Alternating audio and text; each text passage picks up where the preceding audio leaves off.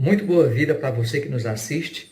Eu sou o professor Marco Jean e a equipe do IFCE de Acaraú resolveu preparar um material de história preparatória para o Enem, que vai acontecer muito em breve, neste ano de 2021.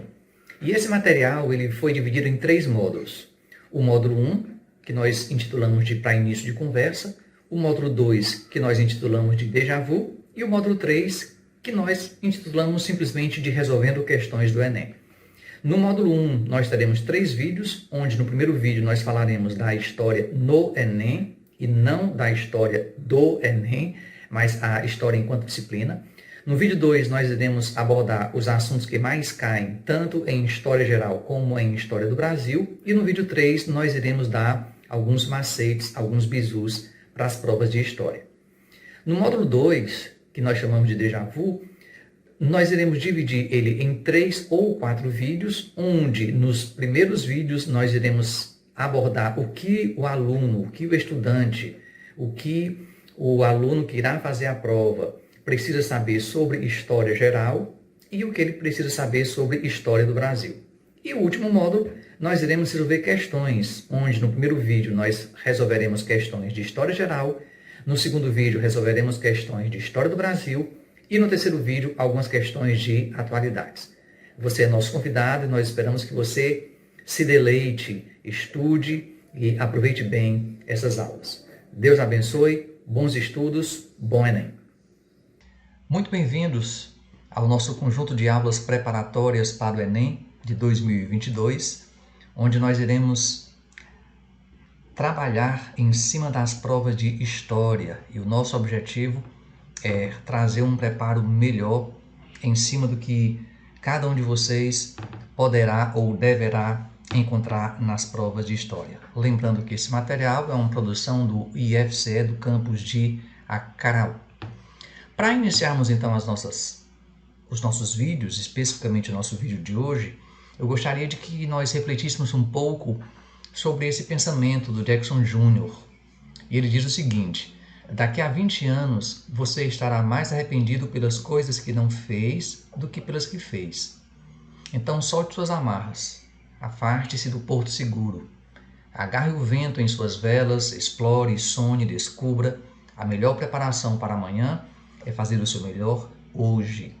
E é isso que nós estamos fazendo. Estamos já nos preparando para o amanhã, hoje, a despeito de toda dificuldade, a despeito de toda circunstância adversa, a despeito de que gostaríamos de estar em férias agora e não estudando, mas nós sabemos que quanto mais preparados nós formos, menos imprevistos o futuro nos apresentará. Então, precisamos entender que já foi o tempo onde o futuro era amanhã. O futuro já chegou. Então, o modo futuro ele precisa estar, sim, ativado na minha narrativa, na minha visão de mundo. E foi-se o tempo em que a gente poderia postergar, que a gente poderia adiar as decisões, adiar as práticas, adiar os comportamentos e adiar as medidas. Então, definitivamente o modo adiar, o modo postergar precisa estar desativado. E a pergunta que eu quero fazer a você que me ouve é essa: como está o modo você? Você está conectado com as mudanças que precisam? Você está em on para o tempo que se nos é apresentado? Ou ainda você está meio que em stand-by, ainda meio que inerte? Então, nosso convite agora, nós que produzimos esse material, é para que você fique conectado e você possa usufruir de todo esse material que nós estamos preparando para você. Lembrando que nós estamos iniciando o módulo 1 para início de conversa e hoje nós teremos o primeiro vídeo do módulo 1, onde nós vamos falar da disciplina de História no Enem. E aí nós deveremos falar sobre a estrutura da prova, sobre a TRI e, sobretudo, sobre a história nos últimos Enems, os últimos 3 Enems, que são os Enems que vão nos servir como referência para que nós possamos nos preparar muito melhor para esse Enem. Então, eu entendo que o perfil do Enem, desde quando ele foi criado em 1998, o ano da primeira edição do Enem, até agora, esse perfil ele se subdivide em mais 3 perfis.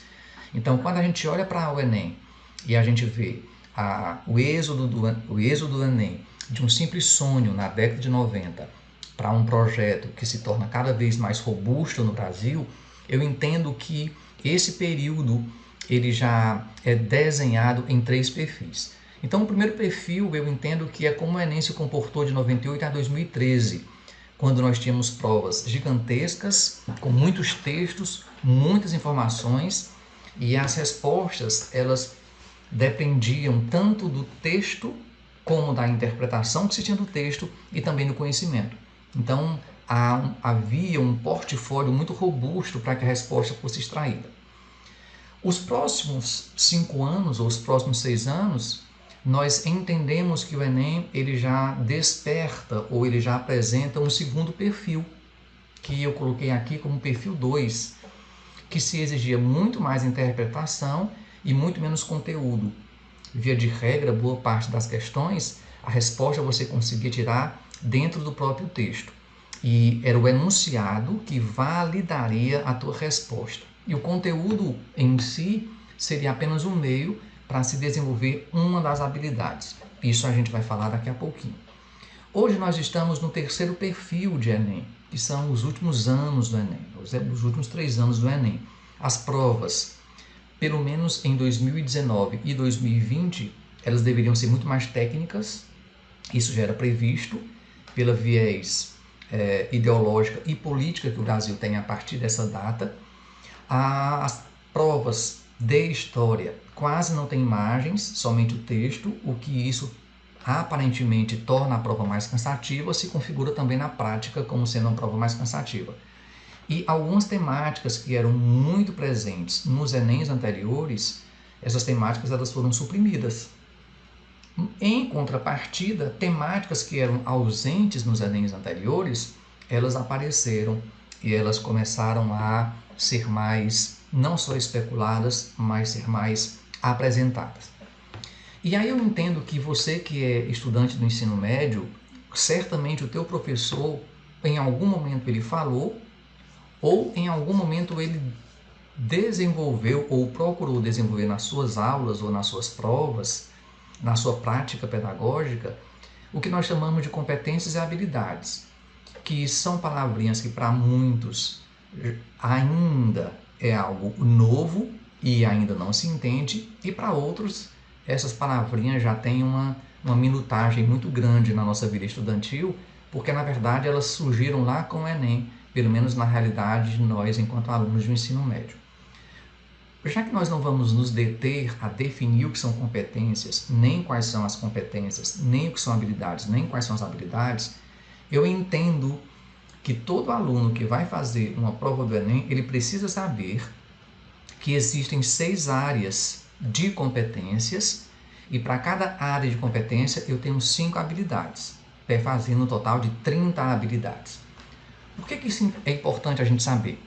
Porque de posse desse conhecimento, a gente pode entender ou a gente pode prever quais são as competências e quais são as habilidades que as questões do Enem de História irão requerer de mim enquanto candidato, enquanto aluno que está fazendo.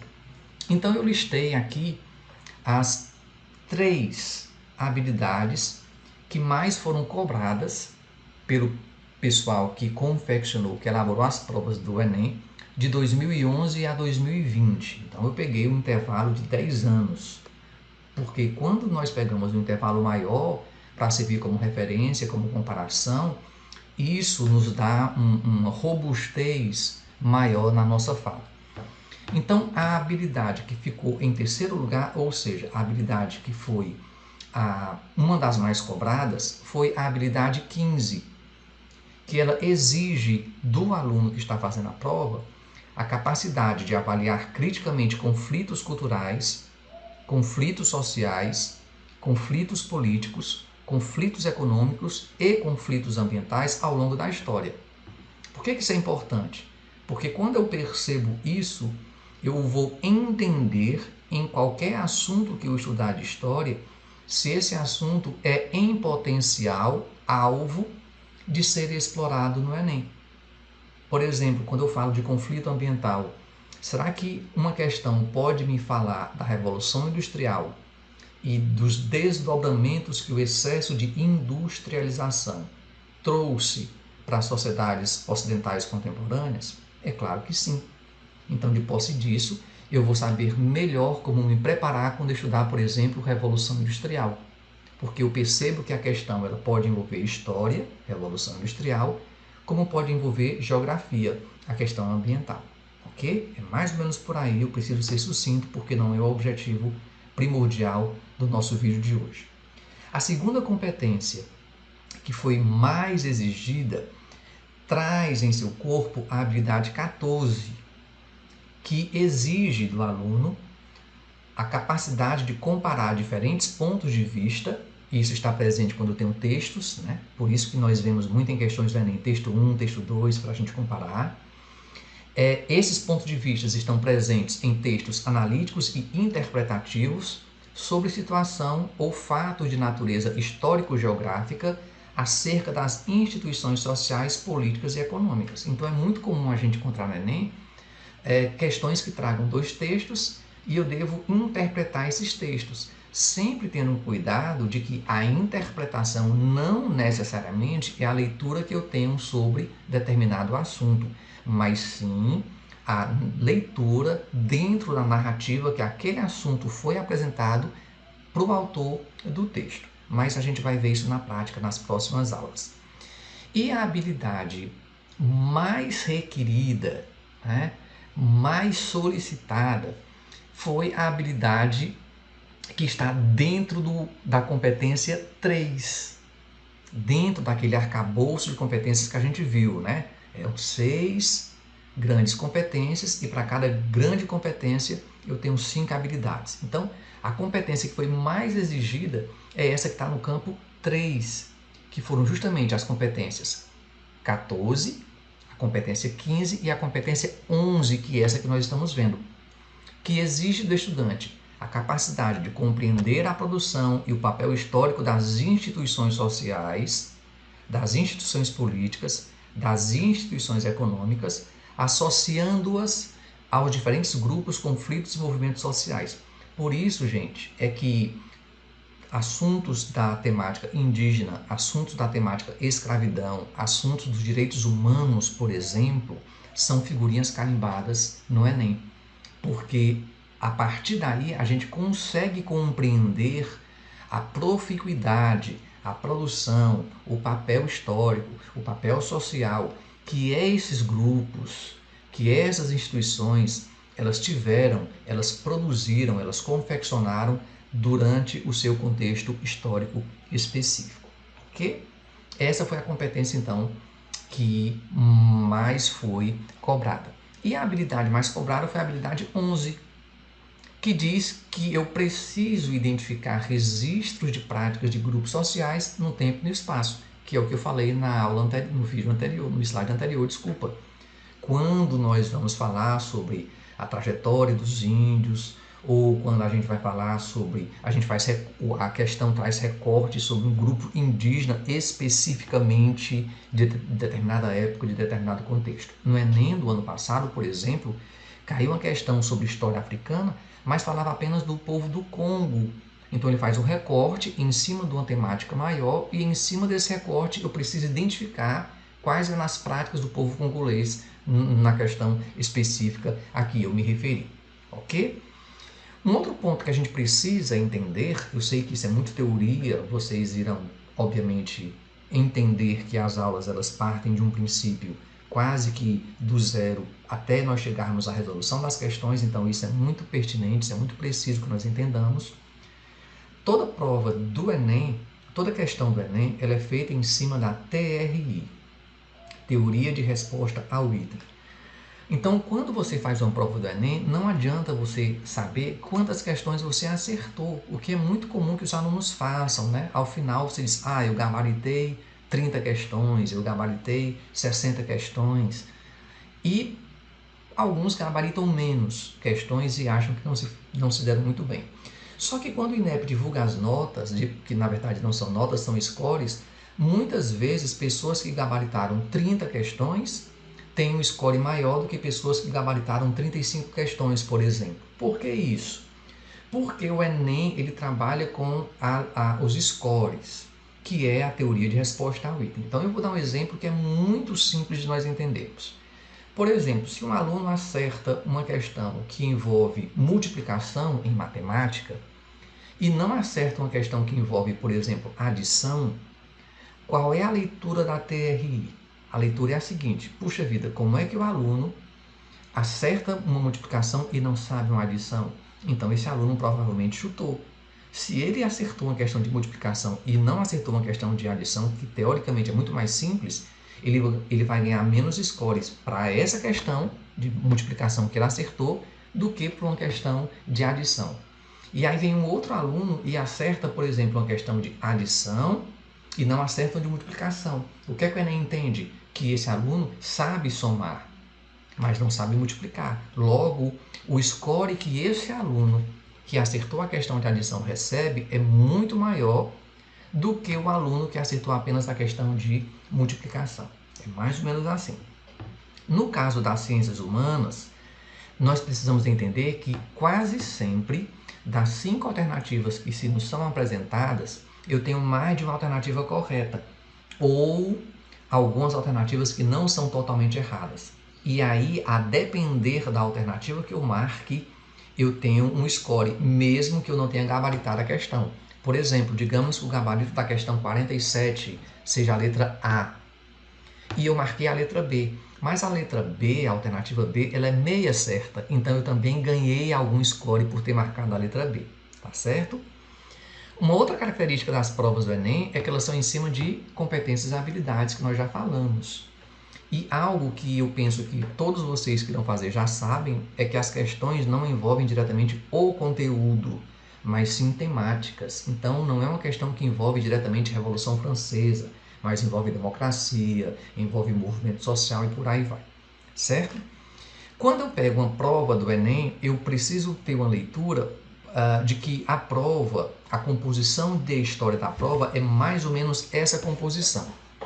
Eu tenho, em uma prova de história, eu tenho aproximadamente 66 a 67% das questões são de história geral e pouco mais de 33% das questões são de história do Brasil. Então, via de regra, é essa a composição. Isso pode ser para mais e para menos, porque isso tem mudado com o passar do tempo. Nós temos tido uma valorização um pouco maior de história do Brasil. Em 2019, quando nós temos um presidente que tem uma ideologia política diferente, o Enem muda, porque o Enem é um instrumento político de avaliação, por mais que a gente não queira. Então, em 2019, a prova de história no Enem, eu sempre vou estar falando da prova de história, não se esqueçam disso, ela rompeu uma sequência e em 2019 a disciplina de história foi a que mais sentiu, foi a disciplina que perdeu questões. Geografia ganha questões, história perde questões na prova de 2019. Para a gente ter uma ideia, de 2009 a 2018, houve pelo menos uma questão que envolvia, para se falar, ou do regime militar brasileiro ou da Era Vargas. Em 2019, nenhuma questão. E aí a gente já, quem estuda história, quem conhece, já sabe por quê, né? Porque em um governo que recebeu uma taxação muito negativa nos anos iniciais, colocar questões que geram polêmica, se foi ditadura militar ou se não foi ditadura militar, o Enem não ia entrar nessas questões, nem na Era Vargas, sobretudo os anos finais da Era Vargas, que são conhecidos como um período de ditadura. Mas em 2021, contrariando a lógica de 2019, nós tivemos questões sobre o regime militar brasileiro, apesar de ser uma questão bem abrangente, e tivemos questão sobre a Era Vargas, uma sobre a Era Vargas e a outra sobre o suicídio de Vargas, mas também no quesito muito mais abrangente. Por exemplo, a questão que falava de Vargas falava da criação do IBGE, certo? E a criação que falava sobre o regime militar pegava uma música do Zé Ramalho, para que vocês tenham uma ideia. Então não foi um texto especificamente analítico do período conturbado em que o país viveu durante esses 2 momentos da sua história. A partir de 2019, a prova de História passou a ser mais superficial e mais abrangente do que nos anos anteriores. A interpretação passa a ter um peso bem interessante.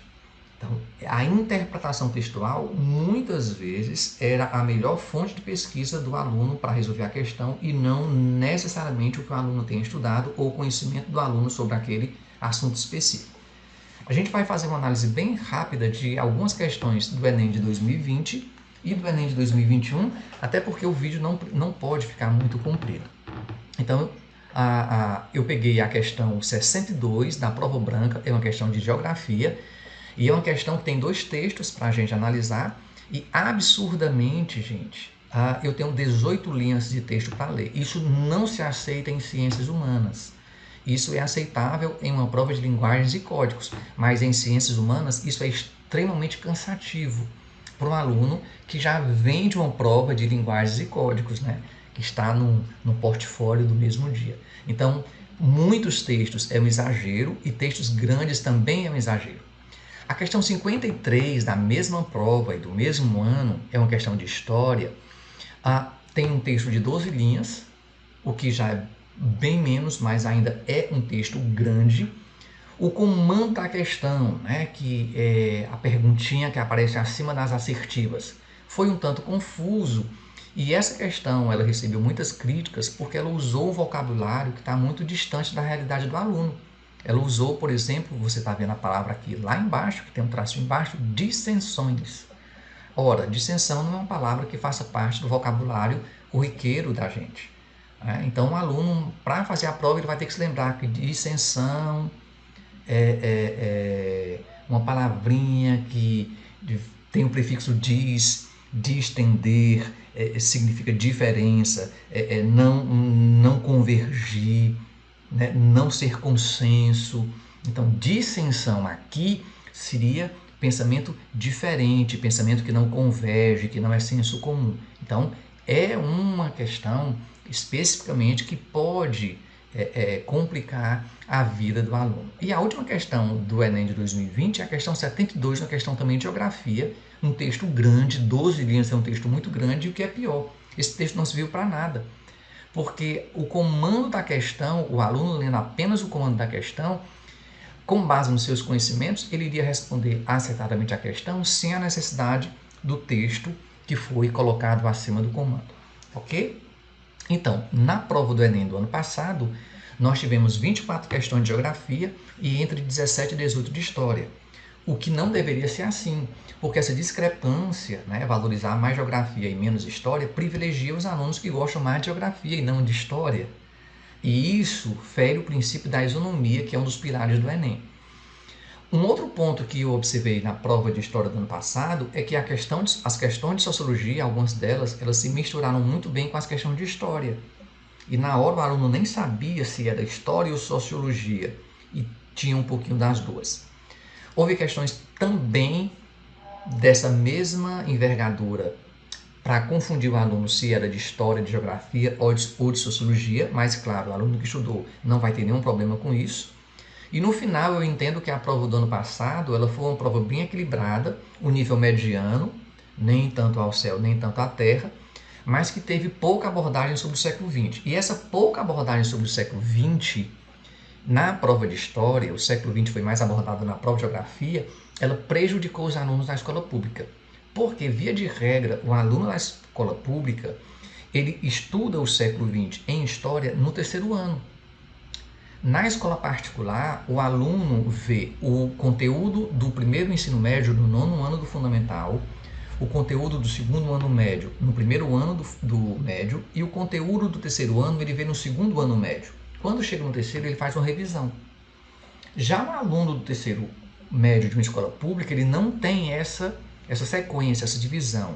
Ele vê o conteúdo tradicional no encaixe tradicional. Então ele só vê a última parte de história no 3º ano e a última parte de geografia no 3º ano, ou seja, é muito mais atual. Quando ele sai do 3º ano para fazer o Enem, ele está com aqueles conteúdos muito mais frescos, né? Muito mais recentes, e aí não cai aquilo que ele estudou. Então, foi algo que eu percebi no Enem do ano passado, na prova de História, e que certamente prejudicou alguns alunos. Foi um pouco mais técnica, a do ano passado, e abordou assuntos laterais, né? Aqueles assuntos que nós chamamos de periféricos, que dificilmente o professor no terceiro ano vai explorar. O que é que se esperava do Enem do ano passado? Eu falei até agora do Enem de 2020, comecei a falar de 2021, e o que é que se esperava? O que é que foi que os professores e os alunos entendiam que iria cair e que caiu?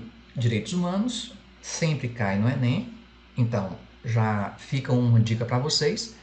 Questão das minorias, foi cobrado, se esperava.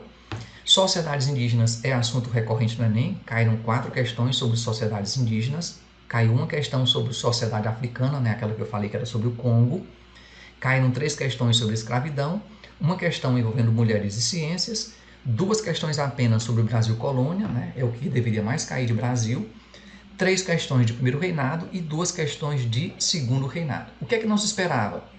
Não caiu nenhuma questão de idade antiga, em 2020 tinha caído, então não caiu no ano passado. Caiu uma questão sobre Sócrates, mas não era questão de história, era questão de filosofia. Caíram 2 questões sobre Era Vargas, que não tinham caído em 2020, né, sobre o IBGE e sobre o suicídio de Vargas. O suicídio de Vargas nem faz parte da Era Vargas, na verdade. Não caiu nenhuma questão sobre a Primeira República, que vinha caindo até então.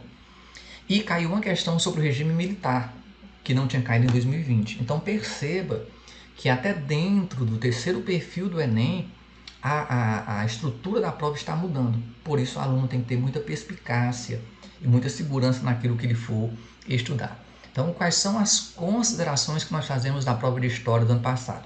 Ela não exigiu do aluno aprofundamento, ela foi rasa no quesito aprofundamento, e ela não exigiu do aluno criticidade. Ela foi uma prova muito técnica, ok? Bom, gente, encerramos o nosso primeiro vídeo. Eu espero que você tenha gostado. Se você não entendeu, reveja esse vídeo. Ele é muito mais teórico, muito mais técnico e talvez ele fique cansativo, mas eu entendo que isso é muito interessante porque a gente se propõe. Nós temos um encontro marcado no nosso próximo vídeo, onde nós vamos ver os assuntos que mais são cobrados, os que mais caem, tanto em História Geral como em História do Brasil. Fique bem, fique em paz, bons estudos, Deus te abençoe e até o nosso próximo vídeo.